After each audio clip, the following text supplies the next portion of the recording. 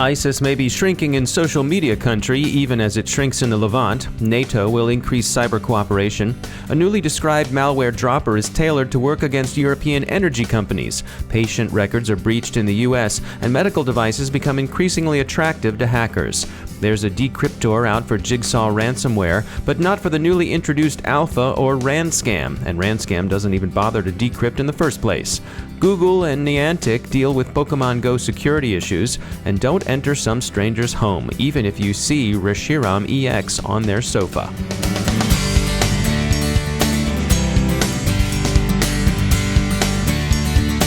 Time to take a moment and tell you about our sponsor, NetSparker.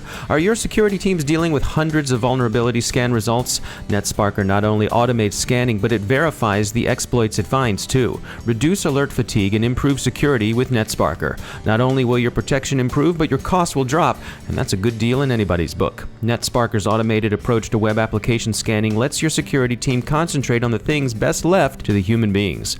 Find out more about NetSparker Desktop and NetSparker Cloud. Whether you're pen testing or securing your enterprise online, you'll find what you need at netsparker.com. You can try it out for free with no strings attached. Go to netsparker.com/cyberwire for a 30-day fully functional version of NetSparker Desktop. And by fully functional, NetSparker means yes, really fully functional.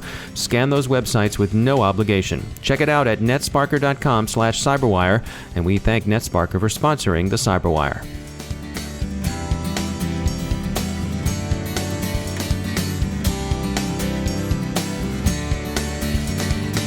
I'm Dave Bittner in Baltimore with your CyberWire summary for Tuesday, July 12, 2016. ISIS may be declining in cyberspace even as its territory in physical space shrinks under military pressure. The AP has reported a 45% decline in the jihadist group's Twitter traffic over the last 2 years. Such trends tend to be ambiguous, and quantification is seldom as straightforward as a simple number might lead one to conclude, but there does appear to be some shrinkage of the caliphate's online presence. Eric Knight, industry veteran and president of cloud security shop SimpleWAN, tells us that in his view, government efforts against ISIS are one part of the story. Quote, hacktivist groups have contributed to the Islamic State's weakening online presence. What the U.S. government is doing is helping, but you also have groups like Anonymous actively going after Twitter accounts controlled by these groups. It's becoming a war with diminishing returns for ISIS. It's taking a lot more work for ISIS to get messages out. End quote. So it seems information operations can be self-organizing on both sides of a conflict. The recently concluded NATO summit featured agreements for increased cooperation in cyberspace. Some of this is against trans or sub-national groups like ISIS, and other aspects of it are directed toward threats from nation-states. And the nation-state in question when it comes to NATO vigilance is typically Russia. Sentinel-1 reports finding a malware dropper built to target specific European energy companies. It looks like a battlespace preparation tool, a precursor to the previously observed FIRTIM campaign. This inevitably reminds people of last December's attack on Ukraine's grid. While neither Sentinel-1 nor observers are exactly saying Izmuskvi, signs do seem to point generally toward the Kremlin. Kaspersky Labs has looked into industrial control system hosts and finds more than 90% of them vulnerable to remote exploitation. That's not exactly what legal experts would call an admission against interest, coming as it does from a security company, but it's not an implausible figure, and it does suggest that SCADA systems remain unpleasantly exposed to the ministrations of determined attackers. InfoArmor has published a report, Healthcare Under Attack, that describes a wave of patient record theft the company discovered and disclosed to the National Healthcare and Public Health Information Sharing and Analysis Center, the NHISAC, back in May. Some 600,000 records are thought to have been affected. More than 3 terabytes of data are for sale in dark web markets. InfoArmor's chief intelligence officer, Andrew Komarov, who supervised preparation of the report, told us that unfortunately there's little individual patients can do to protect themselves against this sort of incident. Komarov said, quote, on the traditional anti-fraud level, it is highly recommended to be subscribed on credit monitoring services, end quote. But even so, the risk of PII details being disclosed remains high, and with it the attendant risk of fraud and online bank theft. StealthBits' Adam Laub called the episode, quote, another perfect example of the fact that attackers are after two things, and in this order, credentials and data, end quote. He urges enterprises to look to poorly secured credentials and unchecked data to better protect their patients' information. The breaches appear to have been accomplished through exploitation of remote desktop services. Balabit co-founder and CTO Balazs Schiedler notes that remote access to data is commonplace. Quote, in the case of healthcare firms in question, attackers initially used a normal user account and then acquired super user privileges using local privilege escalation, end quote. He advocates closer monitoring of remote access to identify such misuse. It's not only patient records, but medical devices themselves that are increasingly of interest to hackers. It's not so much that they're interested in directly attacking someone's health by hitting, say, a dialysis device, although that too is a risk. Rather, medical devices are attractive because they often afford a poorly protected way into medical records, which themselves are easily sold on the black market. TrapX and Cyber Risk Management tell ThreatPost that the typical goals are either data compromise or that other evergreen motive for IoT hacks, botnet wrangling. There's mixed news on ransomware today. Checkpoint Software has produced a decryptor for Jigsaw, to which we say, bravo, Checkpoint. The bad news comes in two parts. The criminals behind Cerber ransomware have produced a successor, Alpha, for which there's so far no remedy. And the newly observed RanScam is also out in the wild. RanScam should give everyone who's considering paying the ransom pause because, as its name suggests, RanScam is a scam. The hoods behind it won't decrypt your files because they can't.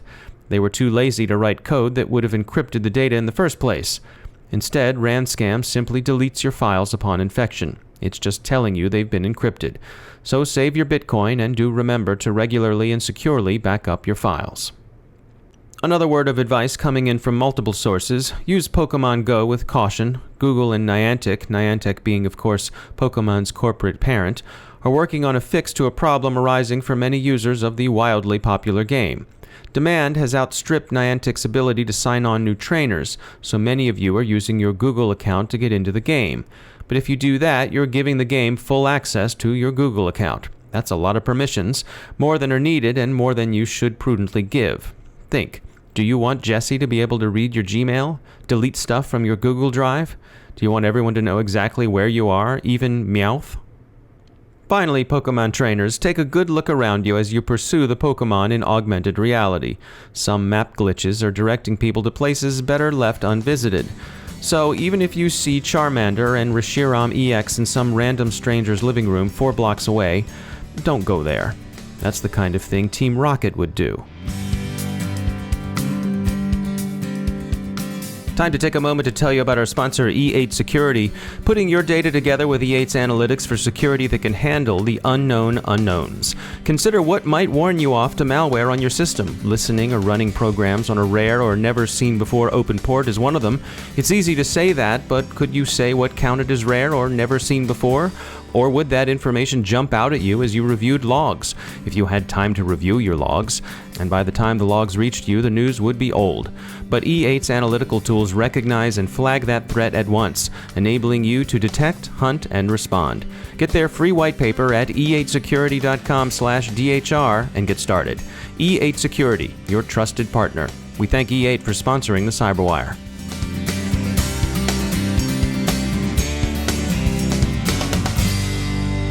And I'm joined again by Marcus Roschecker. He's from the University of Maryland Center for Health and Homeland Security. Marcus, I saw an article in the Wall Street Journal recently. The article was called, "Should Companies Be Required to Share Information About Cyber Attacks?" First of all, give us an overview. What are they talking about here in this article? Yeah, this issue of sharing cyber breach information or information about cyber attacks that a company or organization has suffered, I mean, this idea has been around for a while now. And the basic idea is that if we're sharing information, if companies that are seeing cyber attacks, that have experienced a cyber attack, if these companies are sharing information with other companies or with the government about that attack, then other companies and the government can learn from the attack and then use that information to better protect other companies or the government. So that's the basic concept behind information sharing when it comes to cyber attacks, cyber breaches. There is some controversy about this cyber information sharing because, on the one hand, yes, everyone kind of agrees that information sharing is a good idea. Situational awareness is a good idea. The more we know about what the threats are, what's out there, what's coming our way, the better everyone will be prepared. But it's a lot easier to talk about this than to implement it, because there are some serious concerns about implementation of actual cyber information sharing.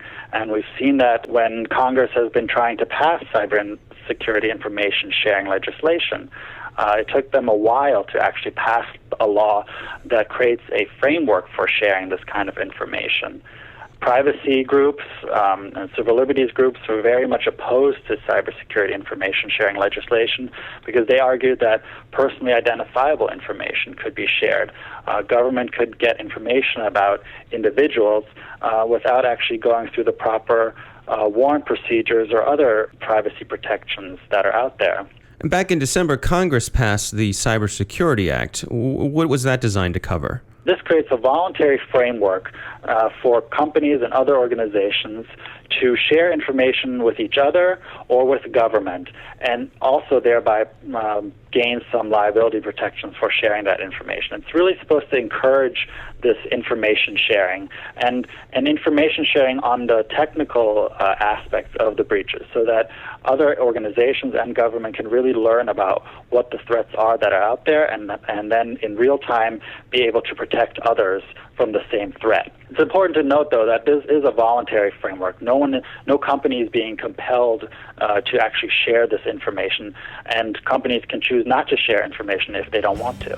All right, time will tell. We'll keep an eye on it. As always, Marcus, thanks for joining us. And that's the CyberWire. For links to all of today's stories, along with interviews, our glossary, and more, visit thecyberwire.com.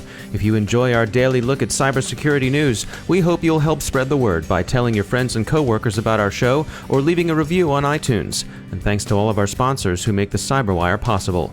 The CyberWire podcast is produced by Pratt Street Media. The editor is John Petrick. Our social media editor is Jennifer Iben. Our technical editor is Chris Russell. Our executive editor is Peter Kilpie. And I'm Dave Bittner. Thanks for listening.